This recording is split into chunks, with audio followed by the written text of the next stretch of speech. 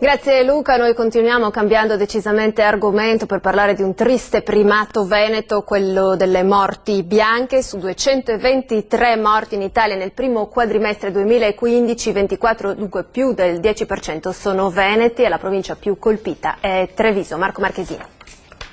Il Veneto, seconda regione in Italia per numero di morti bianche, 24 quelle registrate nel primo quadrimestre 2015. Lo scorso anno erano 15, 223 il totale in Italia delle vittime sul lavoro. In testa alla classifica regionale tra le province Treviso con 8 infortuni mortali, un dato drammatico che porta la Marca ad essere terza nella graduatoria nazionale dopo Roma e Milano.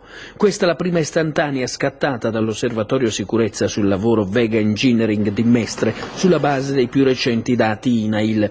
Una lente per svelare un dramma che assume contorni ancor più tragici quando si aggiungono alle morti bianche anche quelle in itinere. Così in Veneto si passa da 24 a 37 vittime. Il maggior numero di decessi in questa nuova graduatoria viene registrato sempre a Treviso, seguita da Vicenza, Verona, Padova, Belluno, Rovigo, Venezia. La proiezione elaborata dall'osservatorio spiega come il settore manifatturiero sia quello più coinvolto dall'emergenza, con 7 morti bianche, seguito dal commercio all'ingrosso e al dettaglio, riparazione autoveicoli e motocicli, con trasporti e magazzinaggi.